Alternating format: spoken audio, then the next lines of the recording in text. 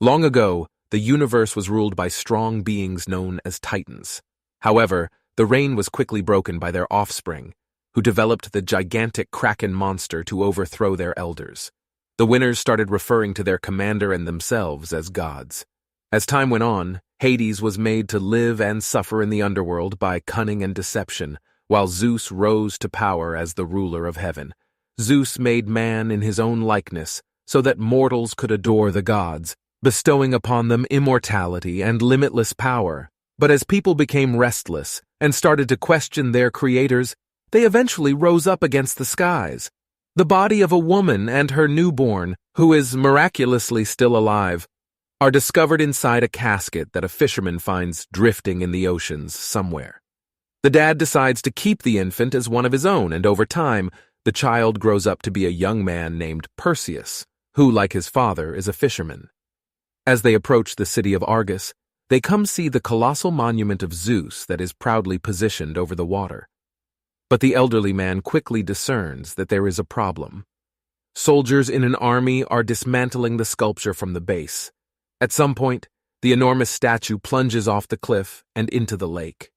As the warriors rejoice in their triumph, massive waves are produced in the water. The clouds quickly cover the sky, though, as a swarm of avian creatures emerge from the water and charge at the mortals who dared to displease their gods. The troops struggle to defend themselves, but are rapidly eliminated one by one, demonstrating that they are clearly no match for the flying demons. The animals quickly started to combine as they collided, finally becoming Hades himself.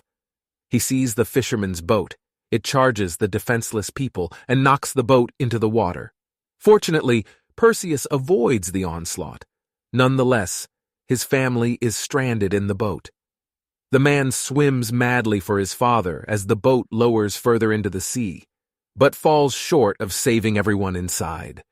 He is helpless and without a choice, as he witnesses the family suffocate. Perseus is compelled to make his way to the surface, where he clings onto the debris while sobbing bitterly over the loss of his family. Zeus, who is also aware of the mortals' rebellion against the gods, explodes in rage at people for violating his trust. In an effort to persuade his brother to exact revenge on humanity by punishing the inhabitants of Argus, Hades comes to Olympus as well. Apollo warns against us since they depend on human prayers for eternal life. Maes concurs with his brother's proposal since he thinks that humanity needs fear to be reminded of God's love. On the other side, Vargas's troops save Perseus from the sea, and he is then swiftly brought into the city.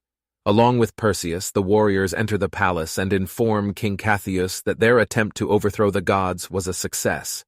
Despite the significant losses, the populace salutes their ruler while shouting victory. While the king's daughter Andromeda cautions them about their hubris because she feels that there will be serious consequences for angering the gods. Cathyus assures everyone that a new period is coming where gods will no longer govern the destiny of men.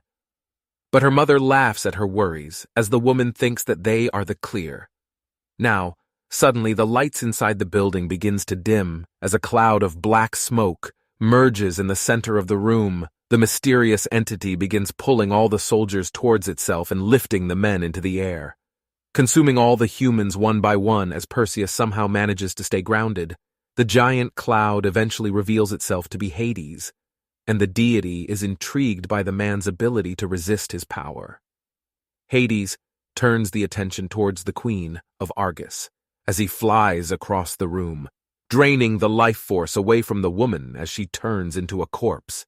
In a few seconds, the god warns the populace that if they don't sacrifice their princess to the monster before the sun eclipses in 10 days, he would release the Kraken on the city.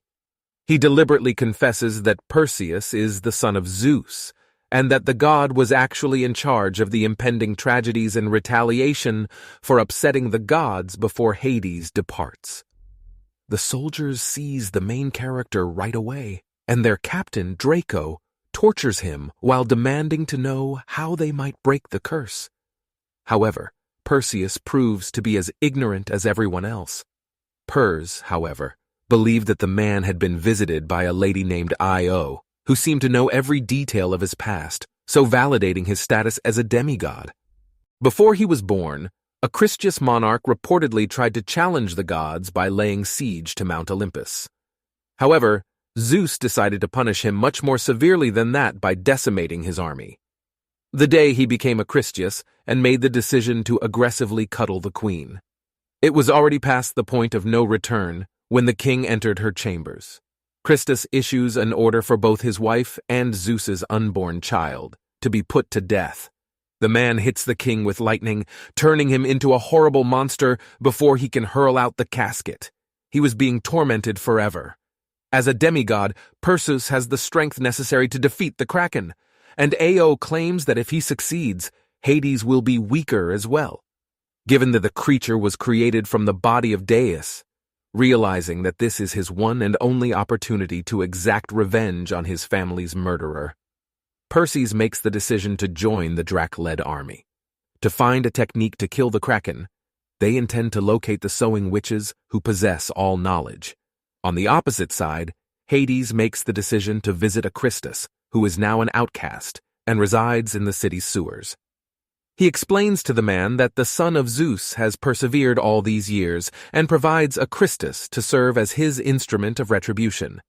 By infusing the guy with corruption, Hades gives him incredible power and makes a threat to destroy Zeus if Christus murders the supreme god's son. Perseus, meantime, has arrived in the same woodland with the troops and finds an aura of bright light calling for him. Zeus shows revealed to have given him a magical sword formed of the skies, and the guy is awestruck by its might. However, he refuses to take anything from the gods because they were responsible for the deaths of his family. Perseus soon comes across yet another amazing sight. Before he can appreciate the beauty of the animals, he notices many horses with wings in front of him. A big horse with black wings then lands behind him, making the guy cower in terror. Io emerges from behind Perseus and informs him that the creature is called Pegasus as it spreads its enormous wings, a mystical being that the gods undoubtedly sent to aid him in dispatching the Kraken. However, a horrifying scream from the area interrupts their talk, causing Perseus to flee in the direction of the soldiers, simply to discover that Acristias has brutally murdered two of his teammates. The main guy is attacked by the monster, who runs like a scary beast behind him and knocks him down the slopes. The creature takes a leap into the air before crashing to the ground with great force. Perseus was barely missed in the assault. The man uses his sword to defend himself, but the monster is too strong and stabs Perseus in the arm, sending him into a rage. The other troops rush in to assist, but fortunately the man manages to escape. Aus immediately overwhelms them with his overwhelming might. Once more focusing on Perseus, the creature gets hold of the man's head. By chopping off the adversary's hand, Buto succeeds in rescuing the main character. Perseus instantly pursues the beast with his man after realizing that it is injured. However, they are unaware that the hand that was severed is rapidly changing into a dreadful scorpion. The adversary is swiftly brought down by one of the teams and ambushed, but the man instantly realizes there is a problem. Giant scorpions start to emerge from beneath the ground as the ground starts to tremble and claws start to protrude from beneath the sands, allowing a Christian to flee. And as the monsters attack the soldiers ferociously, the guys are obliged to defend their lives. When the monster isn't looking, Jocko seizes the opportunity to jump onto the enormous scorpion before the warriors are rapidly overpowered by the animals as well as their peers. Using both of his blades, he stopped his back. Arau receives the spear from one of his soldiers, who then lets him use it to pierce the scorpion's body, killing one of the terrible monsters at last. Perseus attempts to strike the enormous monster violently at the same time, but is struck by the beast's claws and knocked to the ground. The main guy is grabbed by the scorpion, who then throws him into a pillar in an effort to kill him with its poisonous tail. However, Ao is able to step in and take away the creature's weapon before it can make its fatal stroke. Quickly charging at the woman and attempting to suffocate her, the scorpion forces Io inside a building, while the monster keeps up its brutal assault. Fortunately, Perseus intervenes to save her just in time. The two frantically flee the scene. The man throws Io out of the area and gets ready to face the scorpion alone as it follows closely after and realizes there is nowhere to hide. The enormous scorpion leaps at the man with all its power, slams through the buildings, and then falls to the earth below. As more scorpions emerge from behind the hills surrounding the squad, leaving them with nowhere to flee, other troops start to sprint towards them before the people can rejoice in their win. The creatures freeze in place just as the adversaries are about to attack. Jocko immediately recognizes the unusual individuals as enemies that the jinns fought many years ago as chantings are heard coming from a great distance. But because they're in charge of putting a stop to the monsters, Perseus views them as allies. Despite their initial reluctance, the soldiers eventually decide to trust the jinns because using the scorpions is the only way to travel before the eclipse happens. In addition, the jinns quickly gain control of the enormous monsters, effectively domesticating them and turning them into vehicles. The group can easily move from one side of the lens to the other, finally reaching the hazardous witch's dwelling, the garden. In the waning light of night, the gang ascends the mountain. They go cautiously towards the middle, eventually ascending the peak, quite soon. In front of the crowd, 3 horrible creatures without eyes start to emerge, and the witches are fully aware of what the warriors are seeking. The monsters start attacking the soldiers after demanding payment for their expertise. However, Perseus succeeds in stealing their lone eye, and he issues a threat to destroy it unless the witches provide them with a viable alternative to defeating the Kraken. The witches inform the demigod that only Medusa is capable of defeating the enormous beast because Hurge can transform everything made of flesh into stone. I'm happy with the response. The witches tell Perseus maniacally that no matter how hard he tries, he will perish on this quest as he throws the eye on the ground and makes arrangements to depart. When they learned this, many of the participants decided to give up, leaving only the military and the jinn leader to complete the mission. As he descends from the mountains, Perseus, who wants to inflict vengeance on the gods for driving his people into the deserts, encounters a mystery man who approaches him from behind. However, Perseus quickly learns that the guy is none other than Zeus. The day he informs Perseus that, contrary to what the witches' prophecies predicted, he won't be able to defeat the Kraken or exact revenge on Hades. Zeus wants to provide his son with protection so that he might coexist in heaven with the other gods, but Perseus refuses right away, opting to live and die as a human instead because he does not want to watch his son fail. Zeus sends the man a golden coin so that he can get to Medusa's lair securely because it costs a lot to reach there after crossing the lens. The group ultimately makes it to a massive opening in the Earth's surface, where an eerie river that is shrouded in fog appears in front of them. In an effort to bribe the ferryman into taking them into the underworld, Perseus pulls out the gold coin that his father had given it to him, and the djinn throws it into the water while reciting a spell. In a short while, a large boat is being pulled near the group as multiple bodies are seen emerging from the sea, and the evil spirit welcomes the passengers. The group finally sees a clearing as they arrive at their destination after across the eerie river that is loaded with melted boulders from the Earth's core. The warriors advance onto a stony plain till they approach Medusa Slayer's entrance. The warriors enter the lava-filled cave where countless statues of men are frozen in place, all victims of Medusa's power, where only men are allowed to enter. As they leave Io behind to wait for their return, they realize that the monster must be nearby because they hear a woman laughing hysterically from a distance. The troops are suddenly hit by several arrows, which causes them to fall into the lava pits below, as Perseus urgently tries to hang on while also preserving the djinn. While Perseus successfully throws the djinn onto the surface and saves himself as well, Jocko orders the soldiers to pursue Medusa quickly in order to flank her. The 2 soldiers were pursuing her and did their best to evade the demon's stare by scurrying back to statues.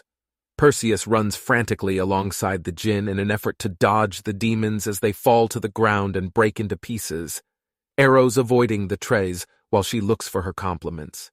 While he draws the monster out, he instructs his friend to wait and dashes through the gaps, setting off Medusa's pursuit as she tries to rip the man to pieces. They keep avoiding the attacks of the demons while Jocko washes them from a distance in an effort to spot the ideal moment to surprise the creature. The warrior eventually succeeds in luring the monster back to the djinn as he attempts to slash at Medusa's head, but ultimately fails and is swiftly caught by her tail. Unexpectedly, the monster's attempt to turn the djinn into stones fails since he no longer has any flesh on his body. The monster is knocked away along with Perseus by a great explosion before it has time to recuperate when the djinn mocks Medusa and resolves to blow himself up. Draco descends from the ceiling and leaps onto a massive boulder, which breaks apart and falls directly on top of the monster's tail, trapping her on the floor. The devil makes the man into a statue as it turns back in rage. Perseus was able to target the creature's head through the shield's reflections. As the warrior also departs in the direction of the monster, Medusa charges ahead. He closed his eyes and slashed at the demon's neck with a ferocious blade. The head of Medusa falls to the ground as a result of Perseus's successful cut into the monster. Carrying the demon's head, the guy escapes alive as the only survivor, only to discover that Io has been stabbed in the back by a Christus and tossed against the walls like a rag doll. Furiously charging the murderer and attempting to exact revenge for his companion, the warrior is immediately overcome by the monster and forced to the ground. Pers responds angrily, successfully stabbing a Christius in the leg. He sees his comrade laying on the ground about to die, but he is no match for the strength of the opponent and is punched away like nothing. Perseus makes the decision to employ the weapon of the gods and immediately attacks the foe while leaping into the air, winning the conflict in his favor. He is quickly overpowered by the warrior's strikes by pushing the monster backwards and is ultimately stabbed in the stomach, transforming the beast once more into a person. Perseus runs back to Ao and attempts to save her before she perishes as he plummets into the depths. But before the eclipse, the woman instructs him to halt the Kraken and save the Argus citizens. Before fading into oblivion as her body is reduced to dust, Ao promises the man that everything will be okay. The Pegasus flies towards him from the sky, offering him a way to return to Argus before the city is destroyed, before he has time to grieve over her passing. The ocean floor opens up as the eclipse draws nearer, releasing a number of enormous tentacles that race toward the city and cause enormous waves to break on the surface. When the populace notices the monster approaching, they lure the princess onto the platform and give her as a sacrifice to the Kraken, so that everyone else won't have to deal with its enormous tentacles. The inhabitants flee for their life as the ship explodes out of the ocean and crashes into the city with great force, killing everything in its path. At the same time, Olympus's castle starts to shake terribly. Zeus learns from the Hades that he had deceived the gods into strengthening him. Because the Kraken is composed of Hades's body, whatever damage it causes will just strengthen the monster's grip on power while weakening everyone else. As Perseus approaches the Kraken with the intention of killing it, Hades becomes aware of their existence and charges them with an onslaught. The creatures morphed into several devils and swarmed about the room. When Perseus finally reaches the city where the enormous tentacles are devouring all the innocent citizens, he is still the head of Medusa and is being pursued by demons. Perseus manages to shake off the creatures by knocking them to the ground while desperately pursuing the Medusa's head. The Kraken soon starts to surface from the depths, revealing his enormous form and howling ferociously at the populace while the princess despairs. Perseus pursues the flying demon after seeing the horror and drives it into the air while narrowly avoiding the Kraken's strike. The warrior manages to grip onto the beast while simultaneously jumping off of his flying horse, bringing them both tumbling down into the structures, landing behind the princess. The woman is being approached by the Kraken, which intends to devour her entire body in a single bite. However, Perseus is able to seize Medusa's head and sprint towards the direction of the monster. The Kraken slowly turns into stones as it screams in pain as the demigod kills Medusa and shuns her gates onto the large behemoth. The monster's ferocious howl causes this enormous arm to fall into the buildings, killing everyone below as its body slowly freezes in place. Hades appears in front of Perseus and wants to exact revenge for killing his monster as Andromeda descends into the oceans and lands there. At the same time that the enormous Kraken breaks apart. However, the Demi summoned conscious lightning from the sky and launched the weapon towards the foe, sending the evil deity back into the underworld with a strong shockwave. Perseus dives into the sea and moves swiftly in the direction of the princess.